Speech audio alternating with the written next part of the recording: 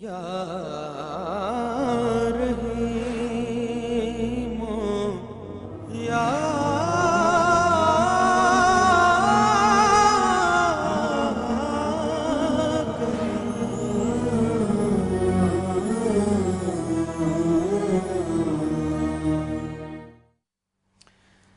اعوذ باللہ من الشیطان الرجیم بسم اللہ الرحمن الرحیم اللہم صلی علی سیدنا و مولانا محمد وعلی آلہ واصحابہ وبارک وسلم وصلی علیہ۔ السلام علیکم ناظرین اور جمعہ کریم۔ الحمدللہ آج شعبان المعظم کا پہلا جمعہ دیکھنا نصیب ہو رہا ہے۔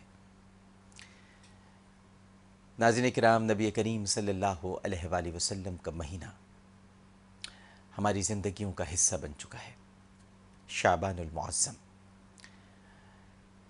یہ ایک ایسا خوبصورت اتصال ہے، رجب المرجب، شعبان المعظم اور پھر رمضان المبارک۔ اگلا آنے والا مہینہ ایک ایسا مہینہ ہے جو اپنے ساتھ مغفرت کا اشرہ بھی لاتا ہے، رحمت کی باتیں بھی ہوتی ہیں، نجات کی گھڑیاں بھی سنائی دیتی ہیں، دکھائی دیتی ہیں، سنائی دیتی ہیں، آوازیں آتی ہیں کہ میں نے اپنے بندوں کو بخش دیا۔ لیکن یہ آوازیں وہی سن سکتے ہیں بندے جو توبہ کی حقیقی معنوں سے آگاہ ہوں۔ جب تک اس کی بارگاہ میں گڑ گڑا کر اپنے گناہوں پر شرمندگی کا اظہار نہیں کیا جائے گا، تب تک اس کے در سے توبہ کی بھیک بھی عطا نہیں کی جائے گی۔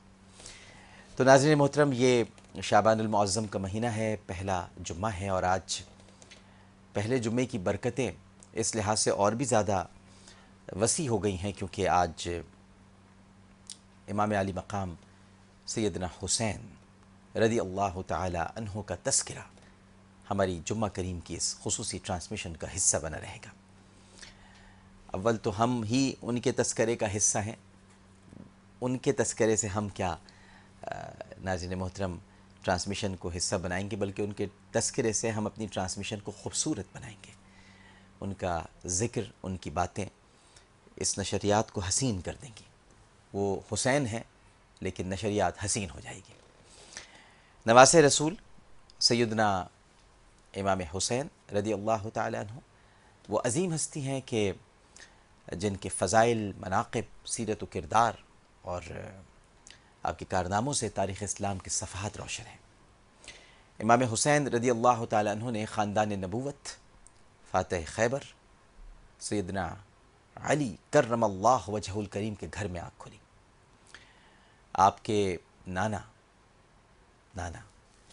ہادی عالم صلی اللہ علیہ وآلہ وسلم، نانا نے آپ کے کان میں بنفس نفیس اذان دی، اپنے پاکیزہ اور مبارک ہاتھوں سے شہد چٹایا، اپنا لعاب دہن آپ کے منہ میں داخل فرمایا، زبان مبارک چسائی، دعائیں دیں اور حسین نام رکھا۔ پھر نبی کریم صلی اللہ علیہ وآلہ وسلم نے آپ کی والدہ ماجدہ اور اپنی سب سے چھوٹی اور لاڈلی لخت جگر خاتون جنت حضرت سیدہ فاطمۃ الزہرا ابیہا و علیہا افضل الصلاۃ والسلام کو عقیقہ کرنے اور سر کے بالوں کے برابر چاندی خیرات کرنے کی تلقین فرمائی۔ سیدنا امام حسین رضی اللہ تعالیٰ عنہ نے اپنے نانا نبی کریم صلی اللہ علیہ وآلہ وسلم سے بے پناہ شفقت و محبت کو سمیٹا اور سیدنا علی کرم اللہ وجہ الکریم کی آغوش محبت میں تربیت پائی، پرورش پائی، جس کی وجہ سے آپ فضل و کمال، زہد و تقوی، شجاعت و بہادری، سخاوت، رحمدلی، اعلی اخلاق اور دیگر محاسن و خوبیوں کے بلند درجے پر فائز تھے۔ حضور اکرم صلی اللہ علیہ وآلہ وسلم سے آپ کو بہت زیادہ محبت تھی، اور خود حضور کریم صلی اللہ علیہ وآلہ وسلم آپ کو گود میں اٹھاتے، سینے مبارک پر کھلاتے، کاندھے پر بٹھاتے اور کبھی ہونٹوں پر بوسہ دیتے، رخسار چومتے، اپنے نواسے کو سونگتے۔ حضرت ابو ایوب انصاری رضی اللہ تعالی عنہ ارشاد فرماتے ہیں کہ میں ایک روز حضور اقدس صلی اللہ علیہ وآلہ وسلم کی خدمت میں حاضر ہوا تو دیکھا کہ حسنین کریمین نبی کریم صلی اللہ علیہ وآلہ وسلم کے سینے مبارک پر کھیل رہے ہیں۔ میں نے عرض کیا یا رسول اللہ صلی اللہ علیہ وآلہ وسلم، کیا آپ ان دونوں سے اس درجہ محبت فرماتے ہیں؟ آپ نے جواب میں ارشاد فرمایا کیوں نہیں، یہ تو دنیا میں میرے پھول ہیں حسن حسین نبی کے پھول، انہیں سونگتے تھے میرے رسول، ہیں پدر علی تو ماں بطول۔ ایک موقع پر حضور اقدس صلی اللہ علیہ وآلہ وسلم نے حسنین کریمین کے بارے میں ارشاد فرمایا کہ جس نے ان دونوں کو محبوب رکھا اس نے مجھ سے محبت کی، اور جس نے ان دونوں سے بغض رکھا اس نے مجھ سے بغض رکھا۔ ایک مرتبہ نبی کریم صلی اللہ علیہ وآلہ وسلم نے امام حسین رضی اللہ تعالیٰ عنہ کے رونے کی آواز سنی تو آپ نے خاتون جنت حضرت فاطمہ رضی اللہ تعالیٰ عنہ سے فرمایا کہ بیٹی تم کو معلوم نہیں کہ ان کا رونا مجھے غمگین کرتا ہے۔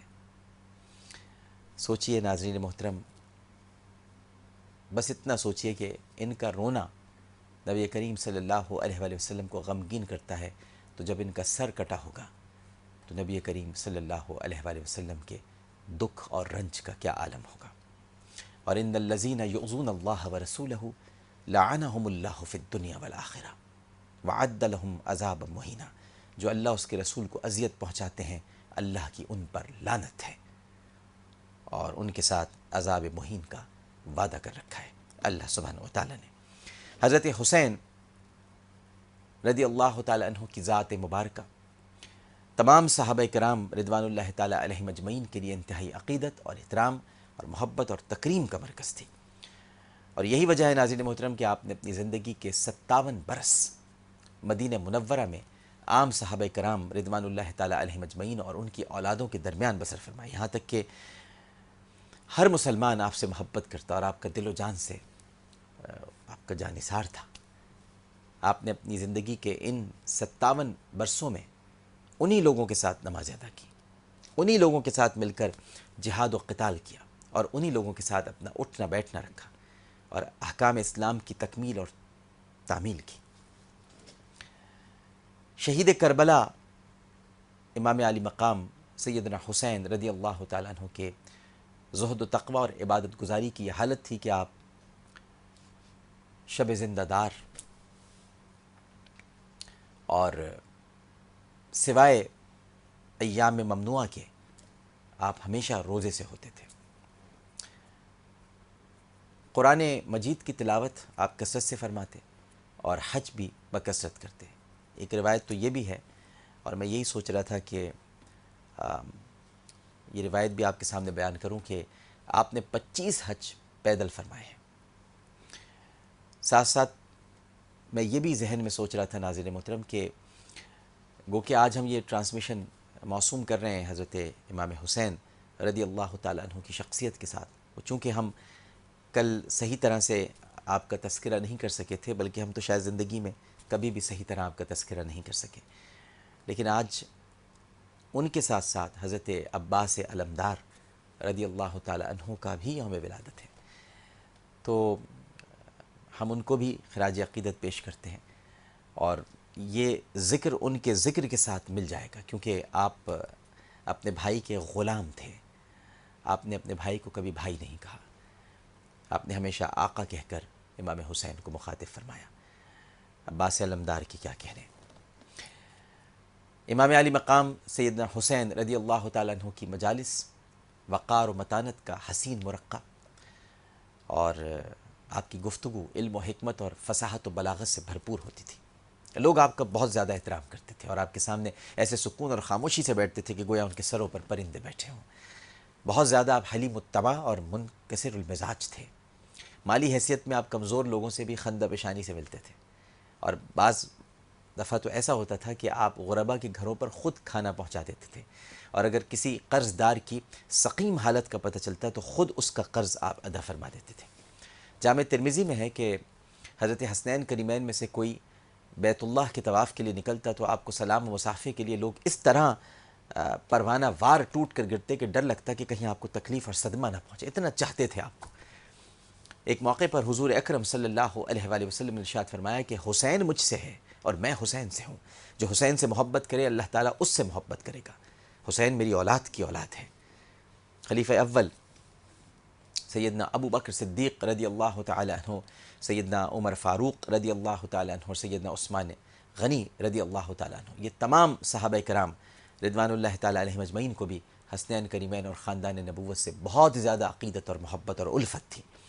امام حسین جب بچپن میں پہلی مرتبہ حضرت ابو بکر رضی اللہ تعالیٰ عنہ کے سامنے آئے تو آپ نے بے اختیار عقیدت و محبت میں فرمایا کہ بیٹا تو علی کا ہے لیکن دیکھو مشابہ نبی کے ہے.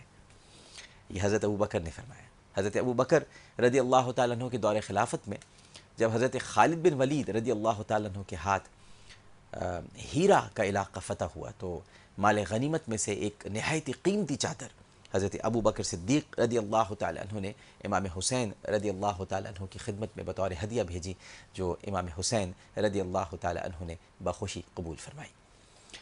خلیفہ دوم فاروق اعظم رضی اللہ تعالیٰ عنہ نے اپنے دور خلافت میں بدری صحابہ کرام رضوان اللہ تعالیٰ علیہ مجمعین کے وظائف سب سے زیادہ یعنی 5000 درہم سالانہ مقرر کیے تھے، اور حضرت عمر فاروق رضی اللہ تعالیٰ عنہ نے حسنین کریمین کے وظائف بھی بدری صحابہ کرام کے برابر ہی مقرر فرمائے. حضرت عمر کے حقیقی صاحبزادے رضی اللہ تعالیٰ عنہ یعنی حضرت عبداللہ ابن عمر رضی اللہ تعالیٰ عنہ، کہ حضرت عمر ان سے بھی زیادہ محبت حسنین کریمین سے کرتے تھے. ایک مرتبہ حضرت عمر کے دور خلافت میں یمن سے کچھ پوشاکیں آئیں تو حضرت عمر کو اس میں سے حضرت حسنین کریمین کے موافق اور شان کے مطابق کوئی پوشاک نہیں ملی تو حضرت عمر نے رضی اللہ تعالیٰ عنہ خصوصی طور پر یمن کے علاقے کے آدمی بھیج کر اس طرف بھیج کر مناسب لباس منگوایا جس کو حسنین کریمین نے زیب تن کیا. تو حضرت عمر فاروق نے دیکھ کر فرمایا کہ اب میری طبیعت خوش ہوتی ہے کہ آپ کو اچھا لباس ملا. اسی طرح حضرت عثمان غنی رضی اللہ تعالیٰ عنہ کی حسنین کریمین اور خاندان نبوت سے عقیدت و محبت، آپس میں رشتہ داری اور الفت و تعلق کے بہت زیادہ واقعات تاریخ کے روشن صفحات پر محفوظ ہیں. اور انہی کے دور خلافت میں جب بلوائیوں نے حضرت عثمان غنی کے گھر کا محاصرہ کیا تو آپ کو معلوم ہے نا ان کی حفاظت کس نے کی تھی؟ تو جنتی نوجوانوں کے سردار حسنین کریمین اپنے والد ماجد حضرت علی کرم اللہ وجہ الکریم کے حکم سے حضرت عثمان ذو النورین کے گھر کا پہرا دے رہے تھے. ناظرین محترم، خاندان نبوت اور صحابہ کرام رضوان اللہ تعالیٰ علیہ مجمعین اسلام کی دو روشن آنکھیں، بس اتنا یاد رکھیے گا. یہ دونوں آنکھیں، اسلام اگر چہرہ ہے تو ایک آنکھ صحابہ کرام رضوان اللہ تعالیٰ علیہ مجمعین ہے اور دوسری آنکھ اہل بیت اطہار ہے، اور ان دونوں سے محبت ایمان کا حصہ ہے. اللہ تعالیٰ ہمیں ان مقدس شخصیات کے نقش قدم پر چلنے کی توفیق عطا فرمائے، آمین یا رب العالمین. پروگرام کا باقاعدہ آغاز سب سے بہترین کلام سے ہوگا، اور آج ہم آپ کو شیخ عبد الرحمن السدیس کی آواز کی ایک جھلک سنوائیں گے. ہمارے ساتھ قاری صاحب تشریف فرماؤں گے، ان کا تعارف ایک وقفے کے بعد کراتا ہوں. اذکار کا سلسلہ شروع ہو جانا چاہیے، درود شریف کی کثرت، بس اب درود ہی پڑھنا ہے آپ نے. ویسے بھی شعبان رسول کا مہینہ ہے تو رسول کے مہینے میں رسول کی باتیں، رسول کا ذکر، رسول پر درود صلی اللہ علیہ وآلہ وسلم. تو آپ زیادہ سے زیادہ درود شریف پڑھیے، اذکار کیجئے، خوشبو لگائیے، اچھے کپڑے پہنیے، نہائیے. سورہ کہف کی تلاوت آپ نے کرنی ہے، غسل ظاہر ہے کہ آپ نے آج کرنا ہے. بہت ساری یہ سنتیں ہیں جن کو ہم نے ادا کرنا ہے. ہو سکے تو مسواک بھی کر لیجیے گا. ویسے تو ہمارے گھروں میں اب ٹوتھ برش ہی ہوتے ہیں، لیکن سنت کو بھی زندہ کرنا چاہیے، تو مسواک بھی کر لیجیے گا. اگر آپ کو پاس ہو اور نہیں ہے تو پھر رکھا کریں گھر میں، خاص طور پر جمعے کے دن ضرور مسواک کر لیا کیجیے. ایک چھوٹا سا وقفہ، وقفے کے بعد دوبارہ حاضر ہوتے ہیں. جمعہ کریم.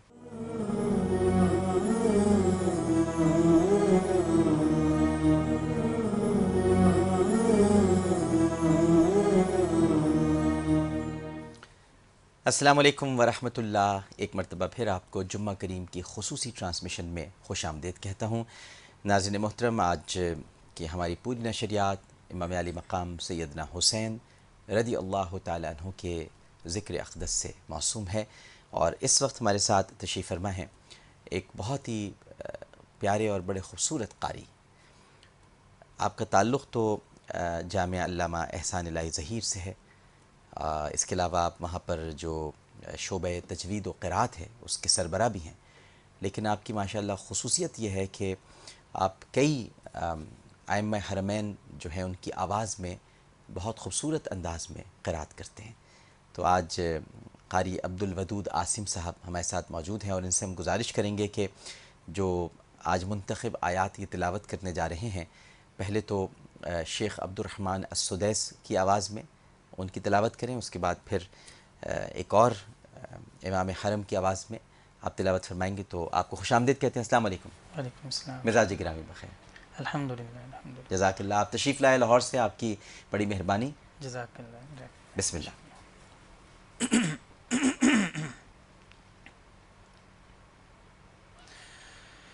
اعوذ باللہ من الشیطان الرجیم، بسم اللہ الرحمن الرحیم۔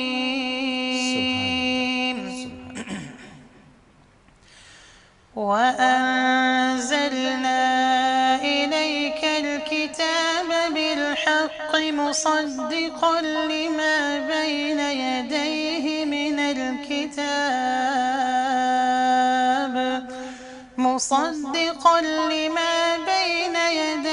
مِنَ الْكِتَابِ وَمُهَيْمِنًا عَلَيْهِ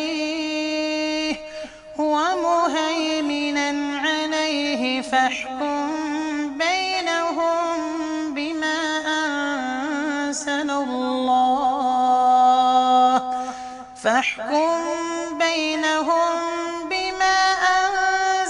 اللَّهُ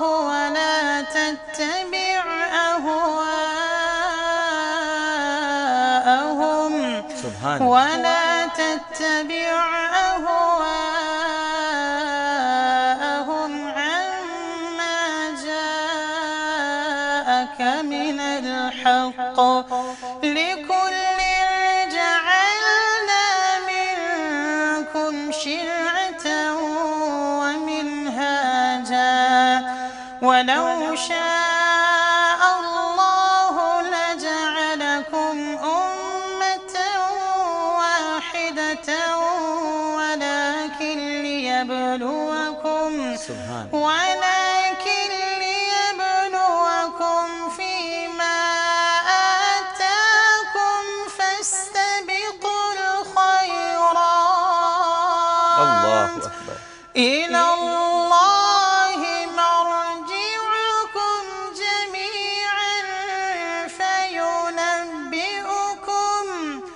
فينبئكم بما كنتم فيه تختلفون۔ سبحان اللہ، ماشاء اللہ، جزاک اللہ۔ کیا انداز ہے بھائی، ماشاء اللہ۔ اب آپ کس کے انداز میں پڑھیں گے؟ اب ائمہ حرم شیخ ماہر المعیقلی اچھا جی، ان بسم کے اللہ۔ انداز میں۔ اعوذ باللہ من الشیطان الرجیم، بسم اللہ الرحمن الرحیم۔ وَأَنزَلْنَا إِلَيْكَ الْكِتَابَ بِالْحَقِّ مُصَدِّقًا لِمَا بَيْنَ يَدَيْهِ مِنَ الْكِتَابِ وَمُهَيْمِنًا عَلَيْهِ فَاحْكُم بَيْنَهُم بِمَا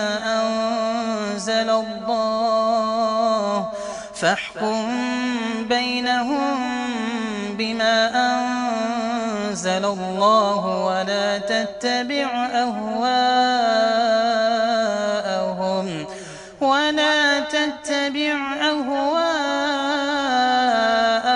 عَمَّا جَاءَكَ مِنَ الْحَقِّ، لِكُلٍّ جَعَلْنَا مِنكُمْ شِرْعَةً وَمِنْهَاجًا، وَلَوْ شَاءَ اللَّهُ لَجَعَلَكُمْ أُمَّةً واحدة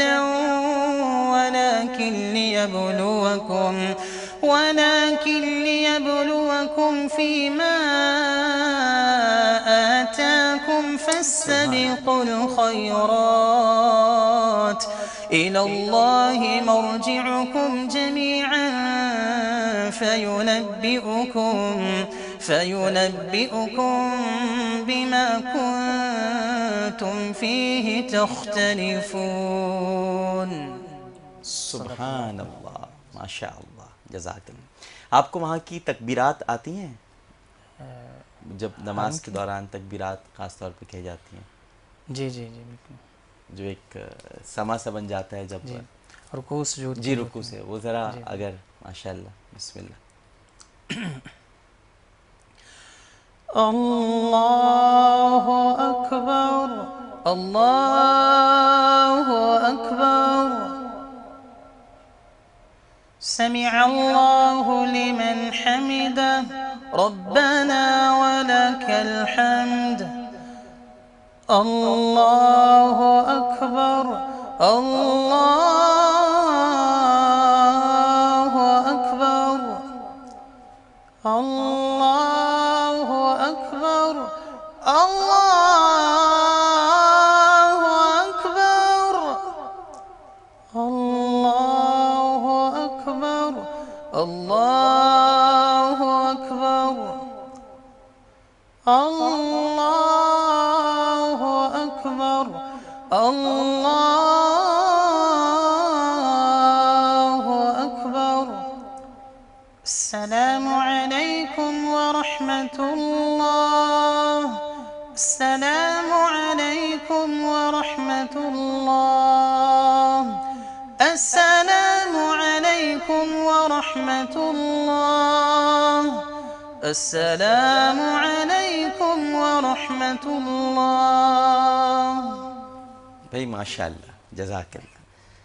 بہت ہی باصلاحیت ماشاء اللہ انسان ہیں آپ. اللہ تعالیٰ آپ کے اس محبت میں، اس پیار میں جو قرآن سے آپ کے اس میں اور اضافہ فرمائے اور آپ کی توفیقات میں بھی اضافہ فرمائے. سورہ مائدہ کی 48ویں آیت جناب عبد الودود عاصم صاحب نے تلاوت کی. اور اے نبی مکرم صلی اللہ علیہ وآلہ وسلم، ہم نے آپ کی طرف سچائی کے ساتھ کتاب نازل فرمائی ہے جو اپنے سے پہلے کی کتاب کی تصدیق کرنے والی ہے اور اس کے اصل احکام و مضامین پر نگہبان ہے. پس آپ ان کے درمیان ان احکام کے مطابق فیصلہ فرمائیں جو اللہ نے نازل فرمائے ہیں، اور آپ ان کی خواہشات کی پیروی نہ کریں اس حق سے دور ہو کر جو آپ کے پاس آ چکا ہے. ہم نے تم میں سے ہر ایک کے لیے الگ شریعت اور کشادہ راہ عمل بنائی ہے، اور اگر اللہ چاہتا تو تم سب کو ایک شریعت پر متفق کر کے ایک ہی امت بنا دیتا، لیکن وہ تمہیں الگ الگ احکام میں آزمانا چاہتا ہے جو اس نے تمہارے حسب حال دی ہیں. سو تم نیکیوں میں جلدی کرو. اللہ ہی کی طرف تم سب کو پلٹنا ہے، پھر وہ تمہیں ان سب باتوں میں حق و باطل سے آگاہ فرما دے گا جن میں تم اختلاف کرتے رہتے تھے. ناظرین محترم، ان آیات میں اللہ جل مجدہ نے ریاستی عہدیداروں اور حکومتی ذمہ داروں کو اپنے پیارے حبیب صلی اللہ علیہ وآلہ وسلم کے ذریعے سے تلقین فرمائی ہے کہ وہ اللہ تعالیٰ کی جانب سے نازل کردہ احکامات کا نفاذ کریں، لوگوں کی مرضی اور خواہشات کے مطابق فیصلے نہ کریں. یہی وجہ ہے کہ اسلامی حکومت کی اولین ذمہ داری ہے کہ وہ عدل و انصاف کے نظام کو قائم کرے اور اللہ کی شریعت کو مکمل طور پر نافذ کرے. یہاں لوگوں کی مرضی کے مطابق فیصلے نہ کرنے سے مراد یہ نہیں ہے کہ جو عوام چاہتے ہیں وہ نہ کریں، بلکہ جو آپ کے ساتھ خواص موجود ہیں، جن کو آپ وزراء کہتے ہیں، اراکین اسمبلی کہتے ہیں، ان کی مرضی کے مطابق، یعنی وہ جو چاہتے ہیں ویسا نہ کریں، بلکہ ان کی مرضی بھی عوام کی مرضی کا عکس ہونی چاہیے، اور عوام کی مرضی اسلامی شریعت کے مطابق ہونی چاہیے. اسلامی حکومت کی دوسری اہم ذمہ داری یہ ہے کہ وہ اپنے اور عوام کے درمیان رکاوٹیں اور پردے حائل نہ ہونے دیں، بلکہ اپنے دروازے ہر وقت عوام کے لیے کھلے رکھیں. مسند امام احمد بن حنبل میں ہے کہ حضرت عمر بن مرہ سے روایت ہے کہ وہ کہتے ہیں کہ میں نے نبی کریم صلی اللہ علیہ وآلہ وسلم کو یہ فرماتے ہوئے سنا ہے کہ جو بھی امام یا حاکم ضرورت مندوں اور غریبوں کے لیے اپنے دروازے بند رکھتا ہے، اللہ تعالیٰ اس کے لیے آسمانوں کے دروازے بند کر دیتا ہے۔ مستدرک حاکم میں حضرت ابو مریم ازدی یہ روایت کرتے ہیں کہ نبی کریم صلی اللہ علیہ وآلہ وسلم نے ارشاد فرمایا کہ اللہ جس کو مسلمانوں کے امور کا نگہبان بنا دے اور وہ ان کی ضروریات اور شکایات سننے کے بجائے درمیان میں رکاوٹیں کھڑی کر دے تو اللہ اس کے لیے رکاوٹیں پیدا کر دیتا ہے۔ آپ اشارہ میرا سمجھ رہے ہوں گے کہ ان آیات کے ذریعے سے ہم کیا تلقین کرنا چاہ رہے ہیں۔ جو گورنر ہاؤس، وزیر اعلیٰ ہاؤس کے باہر رکاوٹیں کھڑی رہتی ہیں، اس لیے نبی کریم صلی اللہ علیہ وآلہ وسلم کے حجرہ مبارک پر کوئی دربان مقرر نہیں ہوتا تھا، جیسا کہ ہمارے دور کے حکمرانوں کے درباروں میں ہوتا ہے۔ صحیح بخاری اور صحیح مسلم میں حضرت انس بن مالک رضی اللہ تعالیٰ عنہ سے روایت نقل کی گئی ہے کہ وہ کہتے ہیں کہ نبی کریم صلی اللہ علیہ وآلہ وسلم ایک عورت کے پاس سے گزرے جو ایک قبر پر بیٹھی رو رہی تھی۔ آپ نے فرمایا کہ اللہ سے ڈرو اور صبر کرو۔ اس نے کہا کہ آپ پر وہ مصیبت نہیں آئی جو مجھ پر آئی ہے، اسی لیے کہہ رہے ہیں۔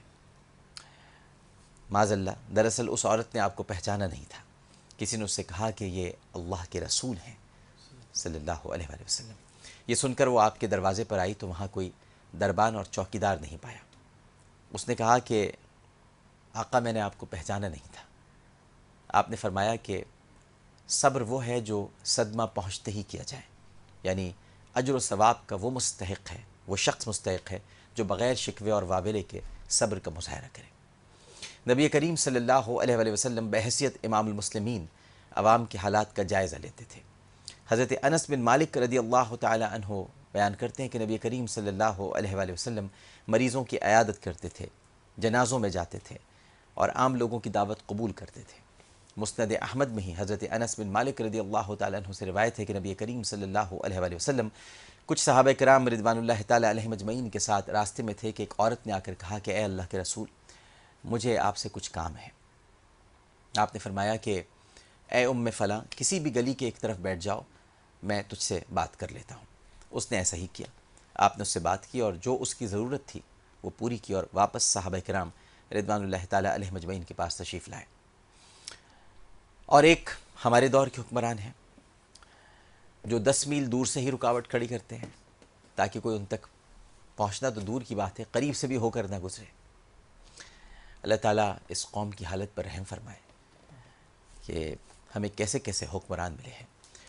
اور انہی آیات کے توسط سے میں وزیر اعظم پاکستان سے ہر جمعے اپیل کرتا ہوں، اس جمعے پھر اپیل کرتا ہوں، ان سے ریکویسٹ کرتا ہوں، التجا کرتا ہوں اور سمجھیے تو مطالبہ کرتا ہوں، اور وہ یہ کہ اب آپ ماشاءاللہ سیٹ بھی ہو گئے ہیں، آپ کی کیبنٹ بھی آ گئی ہے، بجٹ بھی پیش ہو گیا ہے، سارے کام خوش اسلوبی کے ساتھ پائے تکمیل تک پہنچ رہے ہیں، لوگوں نے آپ کو محبت بھی بہت دی ہے، پیار بھی بہت دیا ہے، تو اب آپ کا یہ کام ہے کہ اس محبت اور پیار کو لوٹانا شروع کریں۔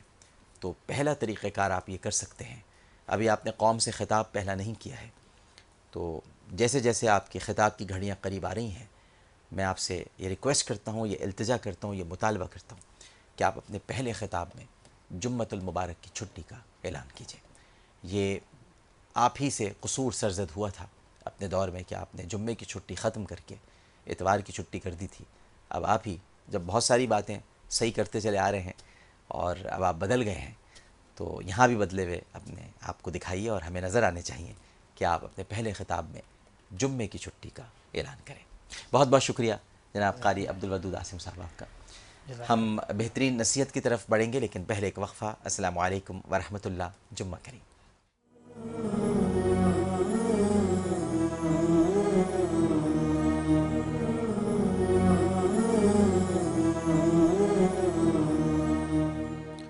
السلام علیکم ورحمۃ اللہ، جمعہ کریم۔ پروگرام کے اس حصے میں ہم سب سے بہترین نصیحت کی طرف بڑھتے ہیں۔ عن ابی ہریرہ رضی اللہ تعالی عنہ قال ان رسول اللہ صلی اللہ علیہ وسلم وقف على اناس جلوس فقال الا اخبرکم بخیرکم من شرکم فسکتوا فقال ذلك 3 مرات فقال رجل بلى یا رسول اللہ صلی اللہ علیہ وآلہ وسلم اخبرنا بخیرنا من شرنا قال خیرکم من یرجا خیرہ ویؤمن شرہ وشرکم من لا یرجا خیرہ ولا یؤمن شرہ، رواہ الترمذی۔ جامع ترمذی میں حضرت ابو ہریرہ رضی اللہ تعالی عنہ سے روایت ہے کہ نبی کریم صلی اللہ علیہ وآلہ وسلم کا گزر چند بیٹھے ہوئے لوگوں پر ہوا۔ آپ نے رک کر فرمایا، کیا میں تمہیں نہ بتاؤں کہ تم میں سے اچھا کون اور برا کون ہے؟ سب لوگ خاموش ہو گئے۔ آپ نے 3 مرتبہ یہ بات ارشاد فرمائی تو ایک شخص نے کہا کہ کیوں نہیں اللہ کے رسول صلی اللہ علیہ وآلہ وسلم، آپ ہمیں بتائیے کہ ہم میں سے اچھا کون اور برا کون ہے؟ آپ نے ارشاد فرمایا، تم میں سے اچھا وہ ہے جس سے خیر کی امید رکھی جائے اور اس کی شر سے اپنے آپ کو محفوظ سمجھا جائے، اور تم میں سے برا وہ ہے جس سے خیر کی امید نہ رکھی جائے اور اس کی شر سے اپنے آپ کو محفوظ نہ سمجھا جائے۔ دیکھیے، اس حدیث میں اچھے اور برے شخص کے درمیان فرق کرنے کے لیے جو معیار مقرر کیا گیا ہے وہ معیار یہ ہے کہ اگر لوگ کسی شخص سے اچھائی، نیکی اور فائدے کی توقع رکھیں، اس کی برائی، زیادتی اور نقصان سے اپنے آپ کو محفوظ و مامون سمجھیں اور اس سے بے خوف ہو کر رہیں، تو یہ شخص اچھا آدمی کہلانے کا حق رکھتا ہے۔ اچھا۔ اس کے برعکس جس شخص سے خیر کی توقع ہی نہ ہو بلکہ اس کے شر کا ہر وقت خوف اور ڈر لگا رہے، تو یہ شخص برا اور شریر کہلائے گا۔ اسی لیے عوام الناس کے درمیان لوگوں کے حوالے سے پایا جانے والا عمومی رویہ ہی اچھا یا برا کہلانے کے لیے معیار بنتا ہے، اور یقیناً اللہ کی عدالت میں بھی کامیابی کے لیے یہی معیار ہے۔ صحیح بخاری میں نقل کیا گیا ہے کہ نبی کریم صلی اللہ علیہ وآلہ وسلم کی موجودگی میں ایک جنازہ آیا۔ لوگوں نے اس کی تعریف و توصیف بیان کی کہ بڑا اچھا آدمی تھا، اگر کچھ عرصے مزید زندہ رہتا تو لوگوں کو مزید فائدہ پہنچتا۔ آپ نے یہ سن کر ارشاد فرمایا کہ وجبت، واجب ہو گئی۔ پھر دوسرا جنازہ آیا تو لوگوں نے اس کی مذمت اور برائی بیان کی کہ نہایت ہی برا آدمی تھا، اچھا ہوا جلدی دنیا سے چلا گیا۔ یہ سن کر نبی کریم صلی اللہ علیہ وآلہ وسلم نے ارشاد فرمایا، وجبت، واجب ہو گئی۔ اس پر صحابہ کرام رضوان اللہ تعالیٰ علیہ مجمعین نے عرض کیا، یا رسول اللہ، دونوں صورتوں میں آپ نے ایک ہی جملہ ارشاد فرمایا، یعنی ایک ہی لفظ ارشاد فرمایا، دونوں کا مطلب کیا ہے؟ اس پر نبی کریم صلی اللہ علیہ وآلہ وسلم نے ارشاد فرمایا کہ پہلے کے لیے جنت واجب ہو گئی جس کی لوگوں نے تعریف کی، اور دوسرے کے لیے جہنم واجب ہو گئی جس کی لوگوں نے مذمت کی۔ اس کے بعد اللہ کے رسول صلی اللہ علیہ وآلہ وسلم نے ارشاد فرمایا کہ تم روئے زمین پر اللہ تعالیٰ کے گواہ ہو۔ اس سے پتہ چلا ناظرین کہ جس کے اخلاق اچھے ہوں، لوگوں کے ساتھ برتاؤ اچھا ہو، تو وہ اللہ کے ہاں محبوب ہے، اور جس کے اخلاق اچھے نہ ہوں وہ اللہ کے ہاں بھی مبغوث اور ناپسندیدہ ہے۔ اسی لیے شاعر نے کہا ہے کہ زبان خلق کو نقار خدا سمجھو۔ اللہ تعالی ہمارا شمار نیک اور اچھے لوگوں میں فرمائے اور ہمیں دوسروں کے کام آنے اور ان کی دعائیں سمیٹنے کی توفیق عطا فرمائے، آمین یا رب العالمین۔ ایک وقفہ کے بعد حاضر ہوں گے سب سے بہترین واقعے کے ساتھ۔ جمعہ کریم۔